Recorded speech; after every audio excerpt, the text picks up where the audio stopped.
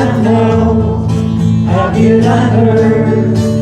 It's been told from the beginning. The Lord your God is on your side. Oh my soul, don't be afraid. Hope in the Lord. By His righteousness and power, He will strengthen, He will guide. And I will soar on wings like eagles, held by the hand of God. I will run and not grow tired. On His name I call. For the Lord is never weary. His ways are beyond my thought. I will trust in Him with all my heart.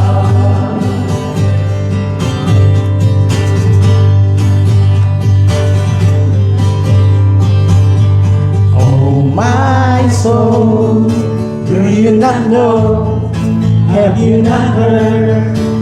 It's been told from the beginning. The Lord your God is on your side. Oh my soul, don't be afraid. Hope in the Lord. By His righteousness and power, He will strengthen, He will guide. And I will soar on wings like eagles, held by the hand of God. I will run and not grow tired, and on His name I call. For the Lord is never weary. His ways are beyond my thought. I will trust in Him with all my heart, and I will rest upon His promise. Patiently I'll wait. I will soar on wings like eagles, held by the hand of God. I will run and not grow tired, and on His name I call. For the Lord is never weary. His ways are beyond my thoughts. I will trust in Him with all my heart, and I will rest upon His promise. Patiently I'll wait. Yes, Father. Hallelujah. Amen. We'll wait. Hallelujah. Thank you, Lord.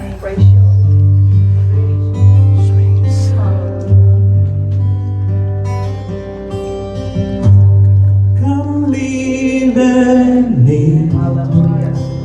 All my life. Take over. Come breathe in me, and I will rise on eagle's wing.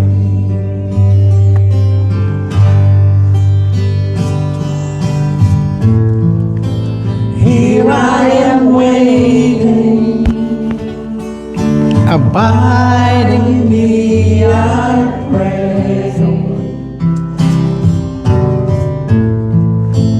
Here I am longing for you.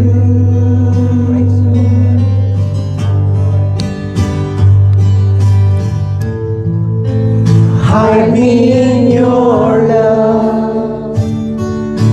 Bring me to my knees. May I know Jesus more and more.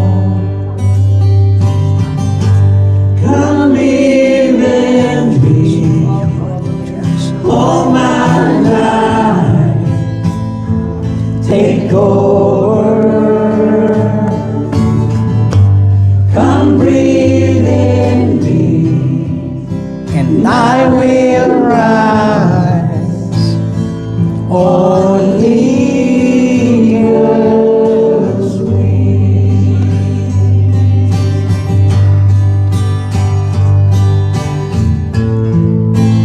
Here I am waiting, abide in me, I pray. Here I am longing for you.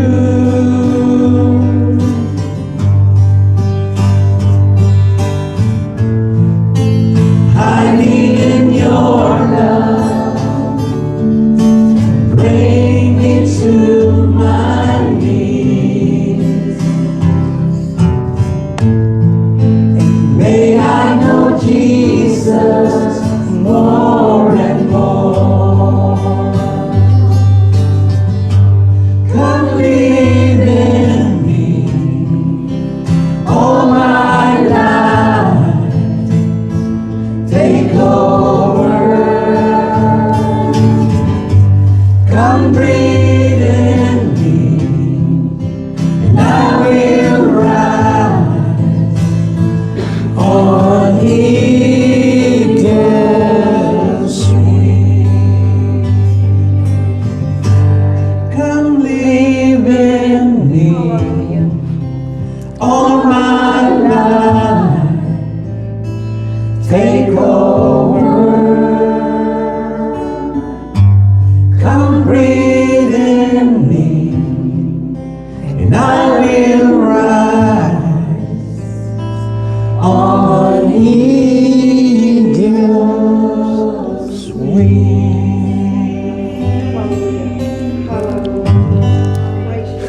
Thank you, Lord. We bless you, Lord. We honor you, God.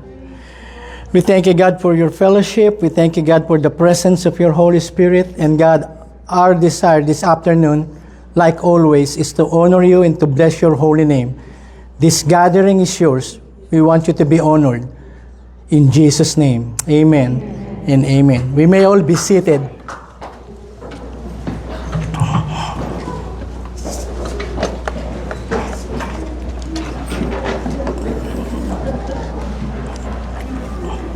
Oops.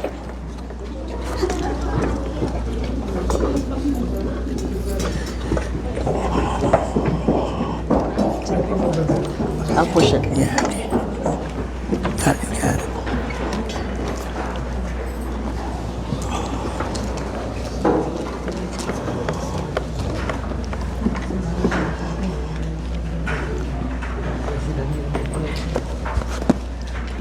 Good afternoon, guys.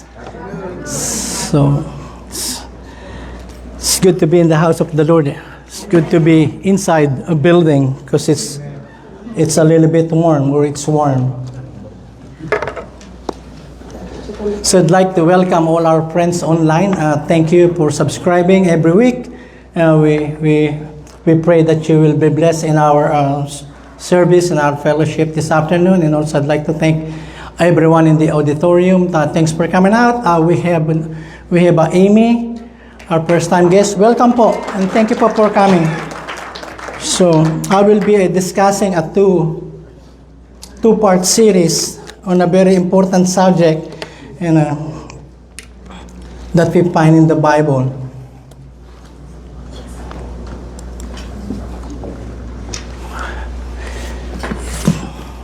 So good.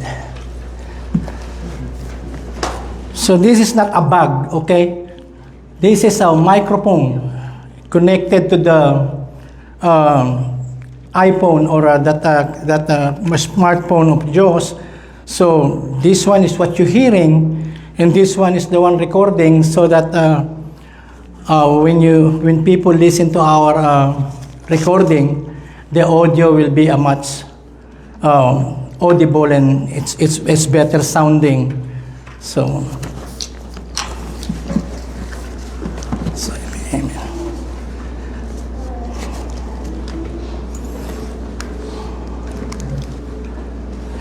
So the Tagalog of the necessity of Christian fellowship. So from time to time, you will see some Tagalog translations, okay?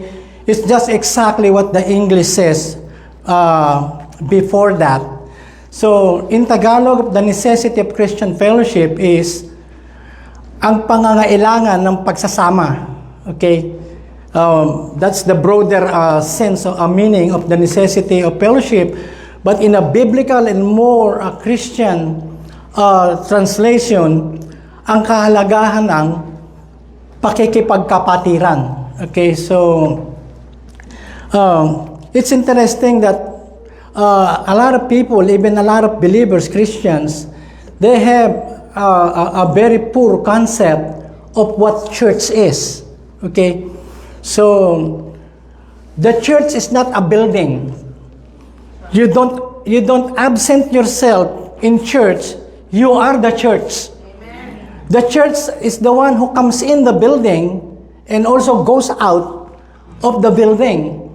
I will share more of this now. The word church is English. It comes from the word ecclesia. Okay, in Tagalog, iglesia. But in the Tagalog, we're not, the word iglesia is not so friendly because it's one of the names of the group which is not an iglesia and which is not of Christ. Okay? But anyway, ecclesia, church means the called out ones, mga tinawag. Okay? So we are the called ones, called out where? From darkness, from sin, into the kingdom of light of God's begotten Son. His name is Jesus. The church is a living organism, okay? And I will explain more, especially on part 2 of this discussion. But then, this looks like a very good thing, right? So most of you, or almost all of you right now, you have at least one of this, okay? But the thing is, the smartphone is the most selfish device ever invented. Back then, when we were growing out, phones are used just to talk. Do you agree with that? Yeah. Right? But now, phones are used to create a private world. Okay? One time in our house, when my kids they were a little bit younger, they were in high school. There are times that we invite them in the house, just for them to hang out and then to fellowship. So one time they were, I think, 9 of them, including my 2 daughters and their friends. So I asked them, okay, I want to go to Redbox to rent a movie. What kind of movie do you want? Okay.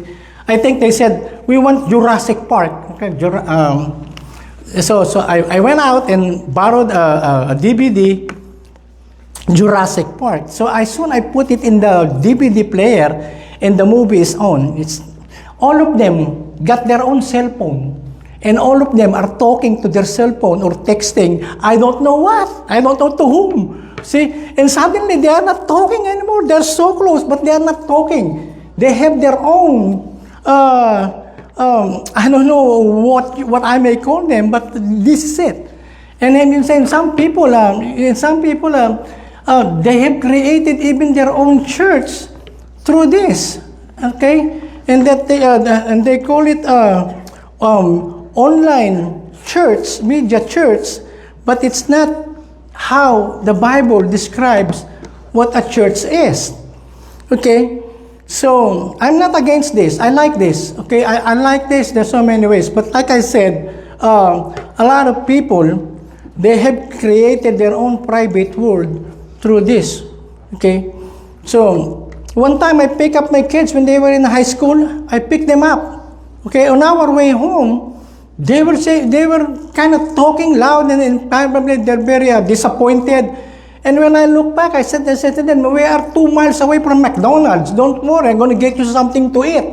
Oh no, we don't have any signal. I thought they're going to die.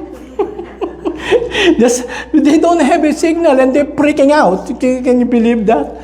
So, and that's this device we call iPhone or Android or a smartphone. But let's go to what Genesis chapter 2 verse 18 from the beginning. This is what God said, okay? Then the Lord God said, I see that it is not good. Look at that. I see that it is not good for man to be alone. Okay? We are more than social being. We are made and created and designed to be what? To be relational being, to live and exist and survive and thrive through relationship and companionship. Okay, you can see that. And even before that says, and God created them according to God's image. Okay, and that implies relationship. There is a very good relationship and unity between the Father, the Son, and the Holy Spirit. So when the Bible says we are created in God's image, it implies that we are created for relationship. Okay, so then the Lord God said, I see that it is not good. See, it's not good for the man to be alone. I'll make the companion he needs one just right for him. And in the context, it speaks of the spouse. Okay? But then you can see after that, they have a family. After that, they have a tribe. After that, they have a nation. So it's all going to a community of human beings. Then, the first point I want to make, it depends on the time constraint. I will go as far as I can go, and then I will stop, and then we'll just continue it next Sunday. Okay? What is the basis of our fellowship? Ano po? It's salvation, kaligtasan. And then the word fellowship is a very interesting word. It's a very rich word that is used both in the New Testament and the Old Testament. Okay, in the Old, it's the Hebrew word berit. In the New Testament, it's the Greek word koinonia. Okay, that's koinonia. It mentioned about 8 times, and then about 30 times in different form. So we have a basis of our fellowship. Okay, and that's to give you a meaning of the word koinonia, because that's the word that was used. It comes from the root koinos, meaning common, shared, held to go together, or participation, or community. So that's what the word fellowship means. In Tagalog, ano ang batayan ng ating pakikipag-ugnayan? See, that's a little bit deeper Tagalog. Pakikipag-ugnayan, it means fellowship. Okay, coming together, or being in one, in unity, or in a more biblical statement, ano ang saligan ng ating pakikipagkapatiran? So, it's a lot harder, the translation in Tagalog, and all it means is the basis of fellowship. And let's go to 1 John 1:3. I will be showing you a lot of verses in the Bible. You know, me and my wife, I don't watch what called it, Sunday service on television. I just don't watch that because I'm a pastor, but I just don't watch. And then sometimes my wife, I can see my wife watching some online or TV telecast of Sunday services. But then I'm gonna in my mind, I'm just telling, this is one of the disadvantages of having technology. And it happened when COVID. Remember when COVID hits us? They shut down schools, they shut down other establishments, and they shut down churches. Okay, and it's good for us. We didn't stop. We continue for 2 years. We continue personal meeting at the back porch of Kuya Jim, and it looks like that. And it looks like that. When it's cold, it's cold. When it's hot, it's hot. Okay, and when it's raining, we're wet. Okay, so that's for 2 years. We went at that, and then because I can see that the advantage of coming in person rather than coming online, because who knows what they're doing after they turn on. Hi, I'm here. After that, they focus it somewhere else, and they're sleeping. Okay, but anyway, let me go back to this. 1 John 1:3, and this is John talking about the believers' fellowship. We are telling you about what we have seen and heard. because we want you to have fellowship with us. Now, the word fellowship with us. Okay? Now, the fellowship we share together is with God the Father and God His Son, Jesus Christ. So, from that verse alone, you can see that fellowship, our coming together, is more than a social gathering. Okay? Church is not a social gathering. This is not an event where you come in and you just become a spectator.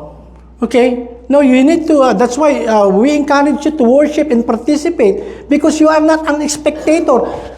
Oh, they're too loud on that side. Oh, no, we come here to participate. Hello? And that is if you are a believer. Since the fellowship we share together is with God the Father and His Son, Jesus Christ. You can see that our fellowship, our gathering together, is not just on a human dimension. It is what? It is divine. It is spiritual. It is relational. It is covenantal. And it will last for all eternity. You see? So that's why if you are not used in getting along with other people, you have to start it now. Okay? Because you will, if you are a Christian and they are Christian, you will see them for all eternity. And that's why he says there, our fellowship first, our basis first, is our relationship with God.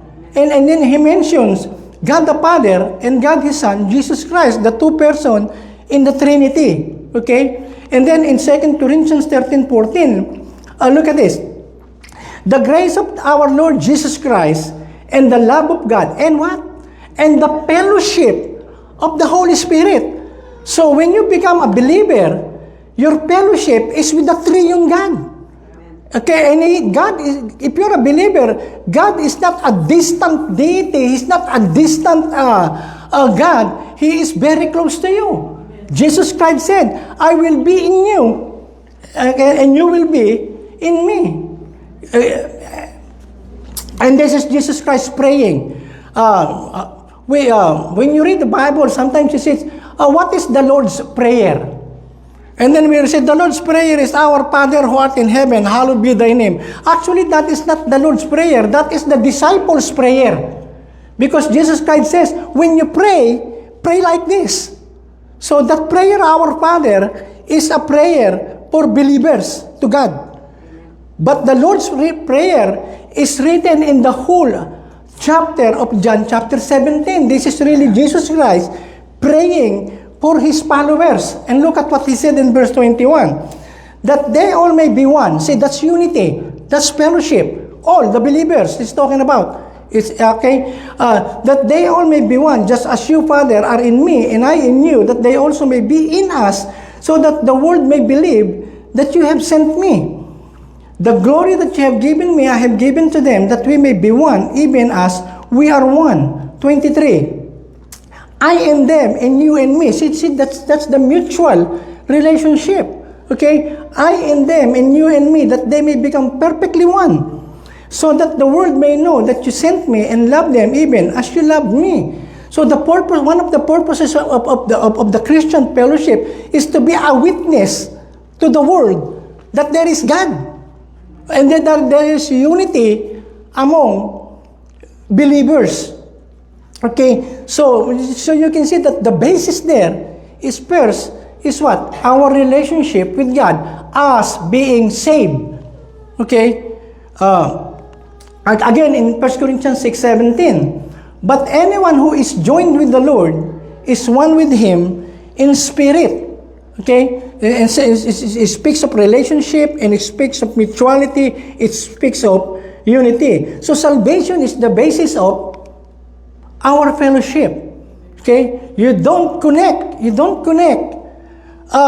to the fellowship of the saints because you know someone in the group, or you are related to the pastor, or you just want to come in because you're enjoying worship, you're enjoying the company of the believers and things like that. No, you become one with the Lord and one with each other on the basis of your relationship with Jesus Christ.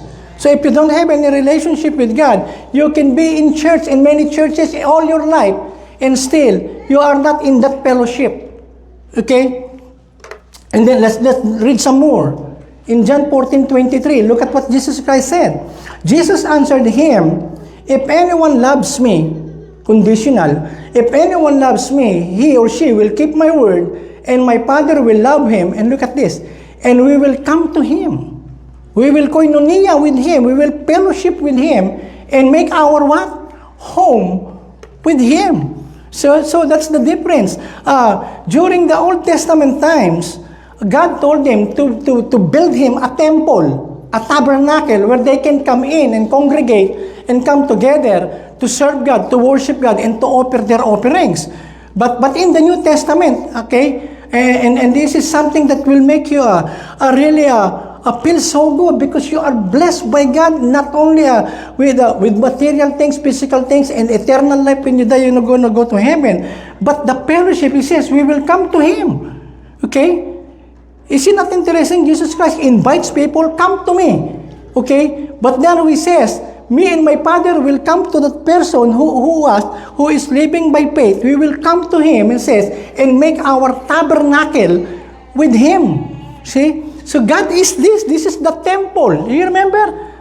In 1 Corinthians, I think 6, verse 19, you are the temple of the Holy Spirit. So, your body, the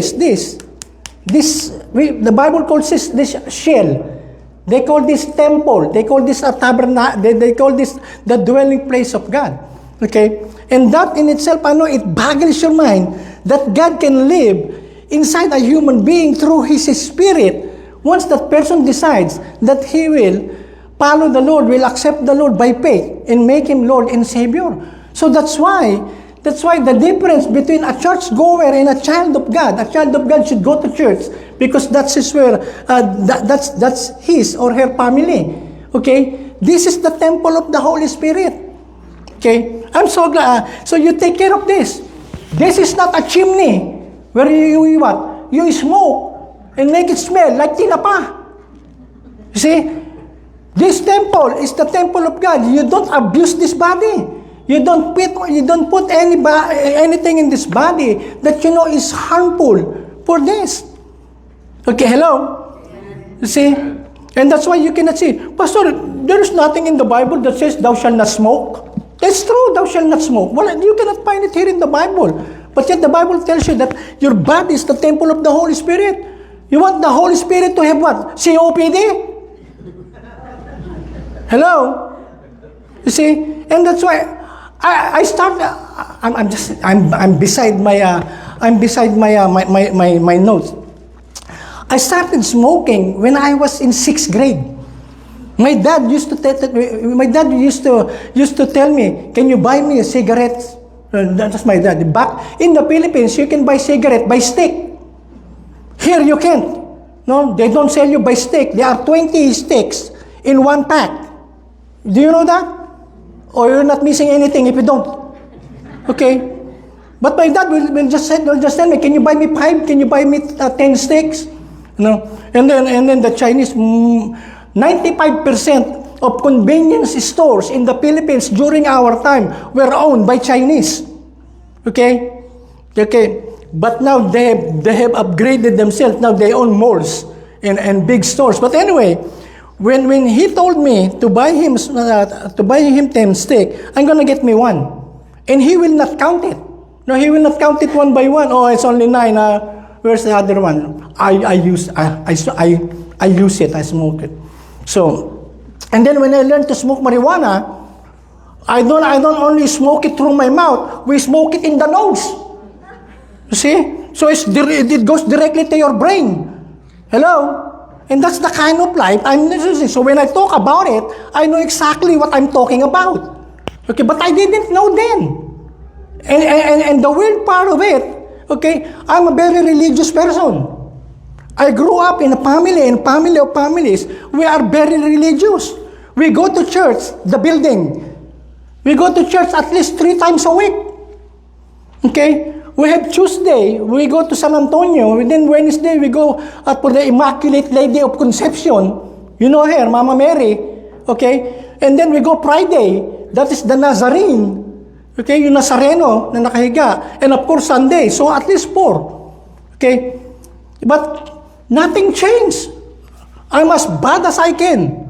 Every time I talk, I can spit out 10 sentences, and 11 of those are all curses. You see, because that's what I started it. We are the called out ones. There must be a change in your life, not a conversion to one religion to another, but a conversion of knowing God personally in your heart, knowing that your body, yourself, your mind, your emotion, your will, okay, and everything that is in you is the temple of the Holy Spirit. So that's why your tongue is not for gossip. It is for praying. It is for encouraging people who are down. Your mouth is not to be used to hurt other people. Or to what? To put down other people. Hello? Are you still there? Okay. If anyone loves me, we will come to him and make our home with him. So this is it. This is the miracle of miracle. In fact, when you have experienced this. Sometimes even in your thoughts, you are thinking something ugly, bad about other people. Have you experienced that? I do sometimes. Okay, I do sometimes think of that, and then I realize that evil thoughts is what? It's almost the same as evil deeds. Okay? One time when I was still working, I'm already retired. One time when I was working, there is a guy in our company who is, I don't know if he's a racist or he just hate other people with different skin color. Okay? Or I don't know if he hates me personally because of my disability. Okay? And this guy, we will walk in a very narrow hallway in our office. Okay, and I will tell him, because it's a civilized thing to do, to greet people, right? Good morning, sir. Good morning. How you doing? Okay, so good morning, and he will just look at me, and will not even respond and have no emotion. But then another guy will come behind me, far away from the door. Hi, I'm already close to him. He can smell my breath. And still he will ignore me. He will just ignore me, you know. And then one time, I saw him coming to the men's restroom. So courtesy sake, because I'm a pastor, I'm not supposed to go to the down level. So I saw him coming. His name is Bob. So it's so easy to remember. You can spell it backwards. It's still Bob. Okay, it's Robert Bob. But anyway, I saw Bob coming. Courtesy sake. Okay, courtesy sake. I know that this guy is a snob, and I don't know what's in him. But I tried to hold the door for him. You know how heavy the door of a bathroom is? It's heavy. And for me, a disabled and a small built person, it's a struggle for me to hold that for a few seconds or a minute so that he could come in. And then, as soon as he come in, he will not even look at me and say, thank you. No. And sometimes I want to slam the door. But then I remember, I'm a pastor. And then the Bible tells us, if a person pleases the Lord, God will even make his enemy his friend. For 15 years in that company, that guy never say hi to me. He will come to our department and ask for help and mingle, but never even look at me or say hi to me. But one time, I left my key inside my car. Back many years ago. Okay, now you cannot, because the modern, the new cars, if you leave your car inside, beep, beep, beep, or you will hear it that, you left it inside. But back then, so I left it inside. It's a newer car back then. And I didn't know that I left it there because the engine was so quiet. When I get into my office, to my desk, I said, oh man, I forget my key and my engine is still on. So I went out, and then I says, I cannot open it. And then I look at the yellow page. You remember yellow page? Some of you don't even know a yellow page is. Okay? Because you just Google things. But anyway, I look, and it says that this locksmith, it will cost me $75 for them to come and open it for me. $75, and it will take them what? 5 seconds? They have this tool. So on my way out, I saw Bob. Bob's got a very big tummy, so he holds it like that. That's his rest. That's where he. And he was smoking, like he was smoking there, and it was already a bit raining. And then he saw me. He saw me looking at my car and struggling and it's showering. And then finally, B.O.B. asked me, what's going on, Ed? Wow. What's going on, Ed? I said, I left my key inside. And then Bob said, wait for me, I'll finish this cigarette and then I'll help you. How about that? The child of the devil gonna help me. Okay? I'm telling you that. An eye for an eye, a tooth for a tooth. No, you don't fight back. Okay? Show them how bad they are. Show them that you're not gonna go down to their level because you are called by God. God is residing in you. You don't need other people to tell you this is how you behave, this is how you think, this is how you talk, and this is how will you relate yourself to other people. Okay? In fact, Jesus Christ says, do not only pray for your friends, pray for your enemies. You see? And B.O.B., I don't consider him as my enemy. But my point in what I'm relating into that, we are different people. We are not weird, but we are different people. God resides in us. So that you can be alone and still do the right thing. Hello? In the Philippines, how many are Filipinos here? Some of you only have 25% blood. Filipino, some of you 50. Some of you are 150 Filipinos in your blood. Okay? In the Philippines, traffic lights are just signs. They are just colorful lights. They don't mean anything to most Filipinos. Green, yellow, and red, they all mean the same thing. If there is no cop, there is no police, they just gonna beat red, yellow, and whatever color is coming out there. Hello? See? But here in America, okay, even though you are driving 4 in the morning and there's nobody there except you, because, okay, if you are a Christian, if you are an obedient citizen because you're a Christian, the Bible tells us to submit to every authority, even though it is red or the sign full stop. Okay? When it says full stop, you are not rolling. Hello? See? You tend to obey. So, I grew up in that kind of mind thinking. If there is no police, do whatever you want to do. Okay? But then now, when I got saved, and I went back there, and I says, it's so hard for me to drive here. Because almost 70 or 80% of the drivers are not paying attention to traffic rules. And even the police are not paying attention to their duty to put things in order. So much for that. You see, no, and that's the difference. Okay, you can be by yourself and still live a life that is pleasing to God because you are what? Part of the fellowship with Him and with other Christians. Okay, look at in 1 John 5:7. This is the message we have heard from Him, from the Lord, and announced to you, that God is light and in Him there is no darkness at all. Darkness means there's no evil and God has nothing to do with sin.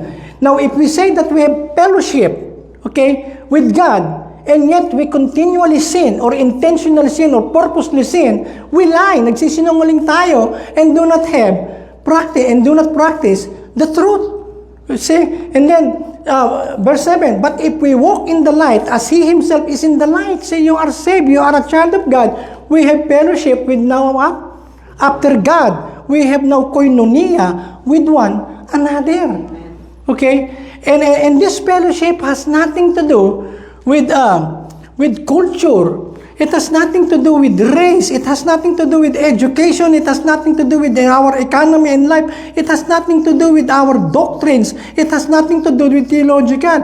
Our fellowship, our relationship with God is divine. It is spiritual. It is because of our relationship with Him. Okay? And since we have that relationship and since our fellowship is eternal, we should what? Not only get along with one another, but we should what?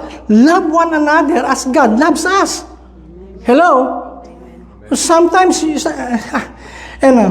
we can understand this, then there will be no schism, no friction, no fightings, no quarreling, no bickering, no hurting of feelings in the church. Okay, but I know it happens because some people in church they have no desire to grow up in their spiritual life. They have never learned what this fellowship really means. See, let me go on. And the blood of Jesus' Son cleanses us from all sin. So there is that continuing forgiveness and cleansing of God. But first, there is that fellowship. Okay, a fellowship with one another. The second thing is I'd like to share, maybe I will stop here and continue next Sunday. What is the nature of our fellowship? How does the church function? Nature in Tagalog is kalikasan.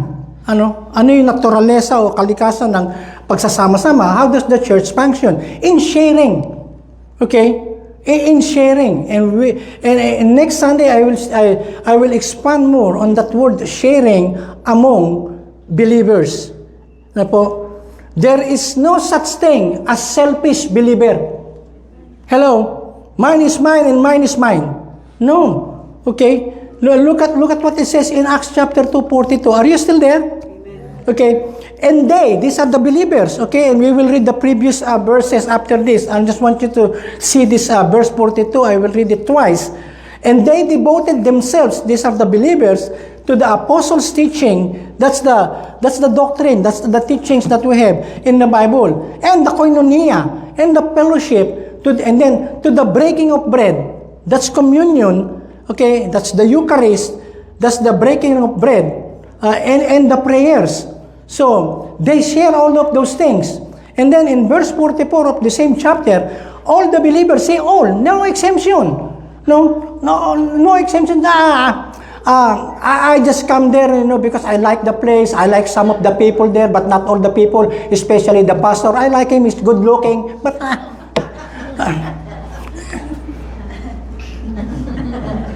di ba naman sa inyo? It's all right. You're not hurting my feelings. All the believers, there's no exemption. Whether you just came in today, if you're a believer, then you are part of that fellowship. You've been here 2 Sundays ago, you are part of that fellowship. Okay? And regardless of who you are, regardless of where you came from, and who you are, what you are in life, regardless, all the believers, it says, okay, stayed together, and they shared everything. Okay? That's how it is. And look at this. When COVID was passed, okay, and then the government started opening establishment, schools, churches, sports, and bars.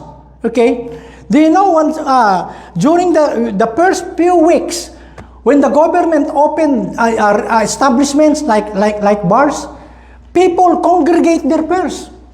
You know the reason why people congregate in bars? Not because people are alcoholic, no. People what? They want to socialize. They want what? They want relationship, because in the bar, you can share your thoughts, you can share your burdens, you can share your hardships, you can share your joy with people that you don't even know. Okay? And that's why I don't want you to go there, okay? I'm just making it an example. Some of you are looking at me. It's cold. I'm gonna have 3 shots. Get out of town. I didn't say that. Okay? But what I'm saying is that because human beings, what? They want somebody else to what? To communicate with, to unload their burdens, or to share their joy. Okay? And this what? And the crazy thing about bars is that they spend 3 glasses of beer and pay for it in what? Just to have fellowship. We are not. We don't need the spirits of wine to bind us together. We have the Holy Spirit of God to what? To bind us together. Okay? So it's inherent. No man is an island. When God saw that Adam was alone, He says it's not good. No? Adam cannot date an elephant. Okay? That's why He created Eve. Another human being like him. And then, in continuing on chapter 2 of Acts, and Peter said to them, to the people, because at that time, a lot of people are gathering because they heard some miraculous outpouring of the Holy Spirit. And there are thousands of them. They were in the temple at that time. And in the temple, there are thousands and thousands of people who gathered there to worship in the temple. They're coming from different parts of Jerusalem, Judea, and some even come as far as Africa. But anyway, and Peter said to them, repent, magsisi kayo, and be baptized, every one of you, in the name of Jesus Christ, for the forgiveness of what? For the forgiveness of your sins, and you will receive the gift of the Holy Spirit. For the promise is for you and for your children and for all who are afar off. It's for all people who will believe, who will repent. Everyone whom the Lord our God calls to Himself. That's the word, calls to Himself. That's the church. We are called out. They were called to God, to God through Jesus Christ. 41. And with many other words, Peter bore witness and continued to exhort them, saying, save yourselves from the crooked generation. So those who receive His word, those who believe His word, okay, he says, were baptized, and there were added that day about 3,000 souls. Can you believe that? In just one preaching. In just one preaching. This is the first recorded preaching of Peter. This is the early church. Okay? First there were 12. And then there were 70 disciples. And then in the upper room, in that same chapter, they said there are 120. And now Peter, okay, when he preached about the resurrection of Jesus Christ, so he says there, 3,000 souls were added to the church.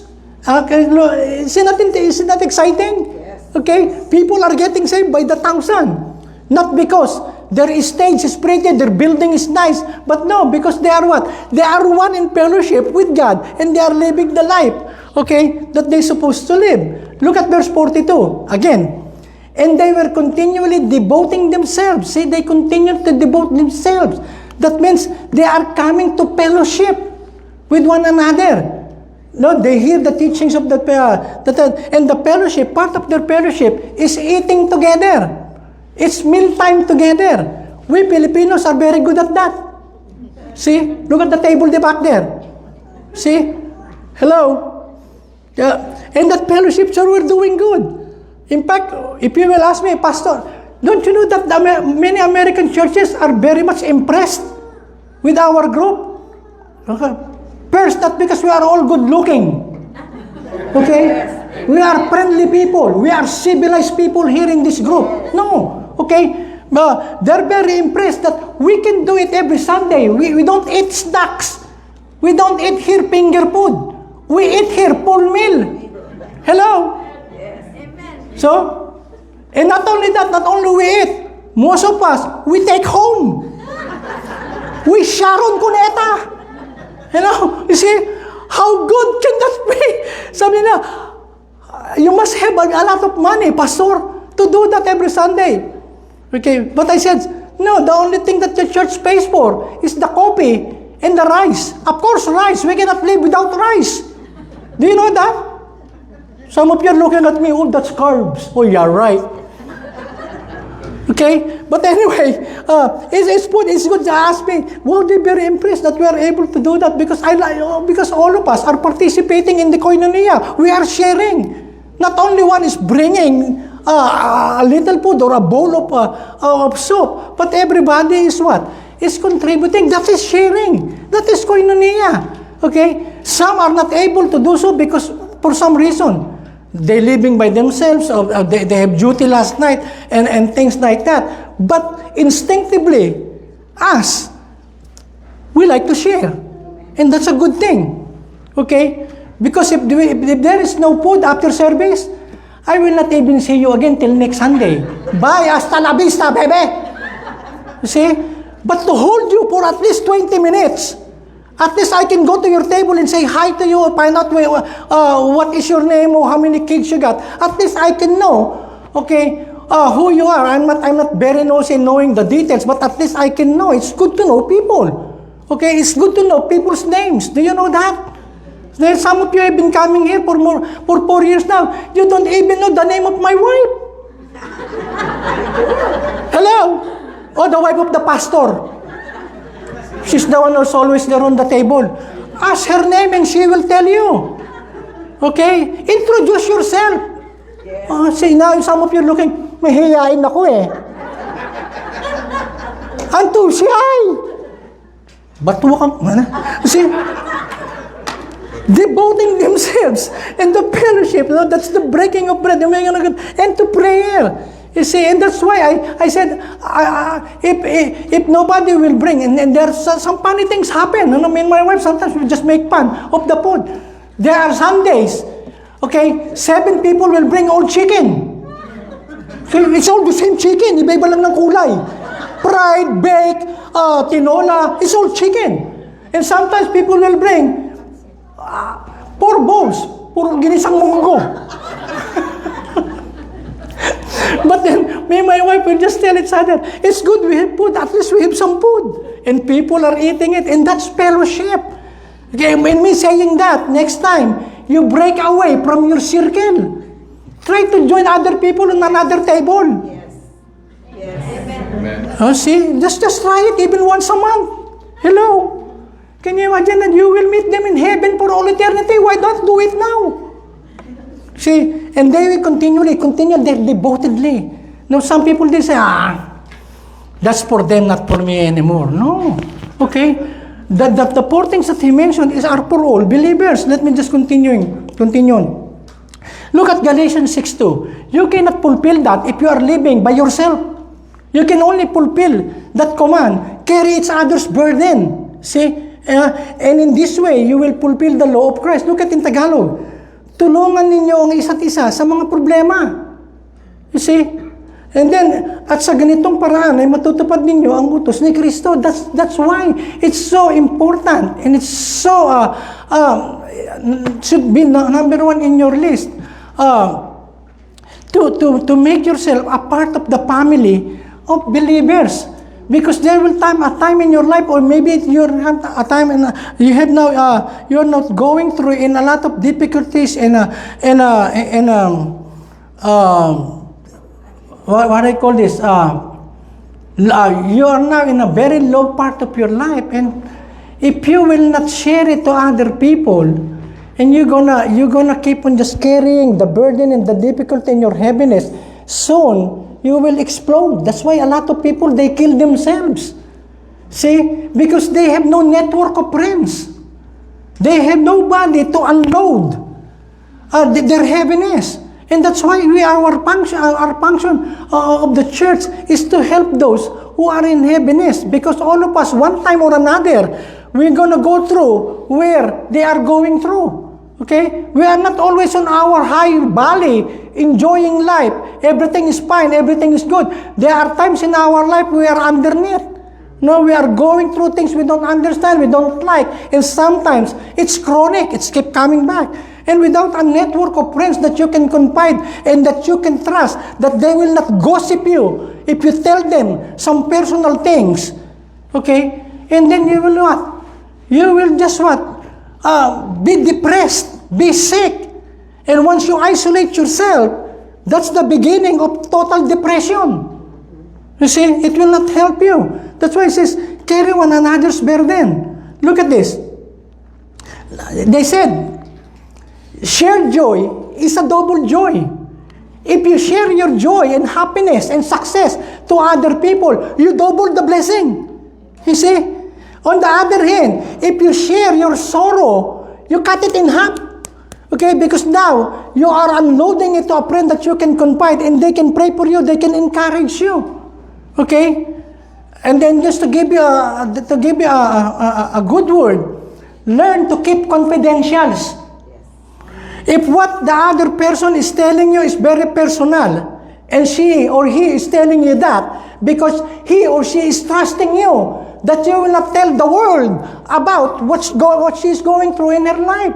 So she is telling you that because she is trusting you as a friend, and the purpose of her or him telling you as some of his or her heaviness is to unload. It's not for you to tell other people.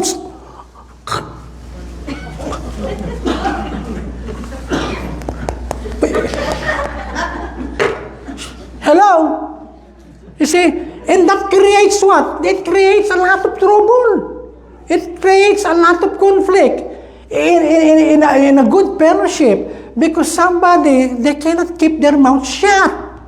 Okay? Hello? Even my wife, there are times when we were in, I was a board member of of the first church or second church that I become a part of. I'm one of the members of the board. And there are times in our meeting that we will talk finances, we will talk the coming projects, and we will talk the planning and things like that. But then again, during our talk in the board, we will talk about members or individuals in the church that are going through some problems, and some problems are very personal. Very personal. And when I come home, my wife will ask me, "What did you discuss in the board?" Hello? So I will tell her, okay, oh, we have a Christmas celebration, oh, we're gonna support a pastor there. But I will not tell her, even if she insists, I will not tell her about something that I heard that is very personal, that is very private. I will not. That's my wife, okay? And you know how wives are, right? You see? To most wives, there is no such thing as equality. I'm the boss, man. You're the head, I'm the neck. And the head can only turn if the neck wants it to turn. So see, because I've learned that, I know I cannot. No, there are some things that we talk. I just keep it to myself because it will not help you. When you see that person, you will just have a bad feelings about her or him. So I'd rather keep it secret. And this is it. Okay, that's the purpose. Okay, and that's the purpose why we need to be in fellowship, because we can carry. Sometimes it's not us carrying. Sometimes it is us being carried by somebody who is stronger, whose faith is stronger than us. Look at verse 46. The believers shared a common purpose, and every day, they spent much of their time together in the temple area. They have no church. They have no building. So when they say the temple area, they are just gathering there in a place because it's so big. Okay, the temple area is so big. They just gather probably in one corner to do fellowship, to do teaching and things like that. And then look at the second sentence. They also ate together in their homes. So the churches back then, okay, and we are encouraging it here to what? To have this concept of home church. Okay, although we're not going to sleep there, we're going to stay there. Okay, but that's how the early church started. They only met in homes. Okay, all of the believers. They were happy, see? They were happy. To what? Because what? They were happy to share their food and ate with what? With joyful hearts. Sometimes it's not much, sometimes it's not really tasty, sometimes it's not the way you want it cooked. But because of the brotherhood and because of the fellowship, you tend to enjoy not so much the taste of the food, but the what? The hospitality and the company of other believers. Are you still there? You see, are you still there? Yes. That's why church should be a happy place. Yes. And the only thing is not a happy place because people or believers are not practicing this koinonia with a joyful heart. Amen? See? And then, continuing. The believers praise God. See, when there is unity, there is true fellowship, there is forgiveness with one another, and there is a good environment for the church to grow, the believers praise God. There is a spontaneous worship of God. It does not mean that people will stop what they're doing, say, hallelujah, hallelujah, hallelujah. No. What is saying that in their hearts and in their minds and in their spirit, I thank God I met these people. I thank God I belong to this group of people. I thank God because somebody referred me to these people. I thank God because I saw the sign that there is a group there, good-looking pastor, good-looking members, who comes together every afternoon. You know that? There is that spontaneous. Instead of being critical, you become a what? A worshiper of God. And worship is not only during the time of singing here. You can worship God by just being thankful that there are other good people that God is bringing in your life. Yes. Amen? Amen. See? And then it says, and we're respected by all the people. So it's not something that, oh, you're going to the church, people there gossip, people there, they fight each other, people there, they're snub. No. Okay? Hello? See? See, even the unbelievers, even the people outside the church, they respect us when they say, oh, that's the people. That's the people. You know Peter, our homeless friend who passed away about 6 weeks ago? You know what attracted him to here? He's homeless, okay? But he's been coming to this church for at least 4 years straight, 4 years. Never, not even once, Peter heard that somebody is criticizing him because he smells. No, because he's not dressed up for church or some other things. No, never. He says, I found a best place in all my life, in this church, in this fellowship. And that is Peter talking. And to me, I said, wow, it's just not because the pastor is so nice. No, because you are nice. You are nice. Okay? And then he says, look at this. And more people were being saved every day. When people come and they can feel it. So some people, sometimes they don't really care about the music. They don't really care about the preaching. What they care about is, did somebody even say hi to me? Did somebody even dare come to me and ask my name, where I live, and things like that? You see, and that's what attracts them. Because we are made, we are designed for relationship. And look at the blessing. More and more people are being saved every day. And the Lord Himself. No, it's not because we are so good, we are so nice, that those are good things. But it is the Lord. Once there is the fellowship of God among us and us among each other, then God is the one who will add up more people. Amen? It's an attraction. It's a magnetic thing. Philippians. In whatever you do, don't let selfishness or pride be your guide. Be humble and honor others more than yourselves. Don't be interested. Look at this. Don't be interested only in your life. I have already too much going on in my life. Don't talk to me. Have you seen people like that? Stop talking to me. See, I have problem with my husband, I have problem with my kids, I'm having problem with myself. Leave me alone. You are not alone in this church. And you know what? In spite of your heaviness, in spite of all your pain in life, and you still try to help other people, the sooner and the better your healing will come. Okay? You don't even need to go to a psychiatrist or to things or get a medical attention. In spite of your heaviness, and you're still willing to help other people. Okay? That's where your healing comes. That's where God is releasing you from all the heaviness that life is bringing you. Hello? So don't say na. Don't be interested only in your own life. Some people are very selfish. Okay? But it shouldn't be. But care about the lives of others too. Okay? And that is what you can only experience that in an environment like this. I highlighted it. Don't be interested. Tagalogin ko.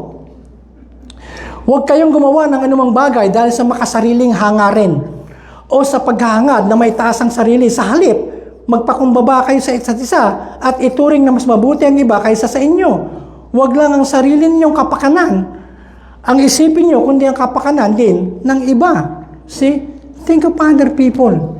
Okay, so, and then, I will finish with this. And this is so good. This verse, Paul is the one talking here, but actually the Holy Spirit through Paul. I want very much to see you. You see, and this is Paul talking. He's probably, I want very much to see you. And if you notice Paul, especially in the book of Romans, he mentioned at least, if I can remember, at least 17 names of individual people. 17 names you will find just in that book of Romans. You know what does that mean? Paul is interested with people. See? I know that guy wearing a necktie. His name is Warren. Hello? I know that guy who smiles at me every time I see him, and his name is Nito. You see? And some of you, I know your children and your grandchildren. I even know what school they go to. I even know their birthdays. Hello? Sabi nyo, I don't want to know birthdays because that's very expensive. I need to buy them gifts. You don't have to. See? But Paul, 17 names of individuals, and some of them names you can only see in the book of Romans. Why? He is a person people. Because if you remember the name of that person, that means that person is important to you. That means that your person has what? You have taken notice of that person. You know that the sweetest name that you can ever hear is your name. You see? So when you call me Edward, hi. You see?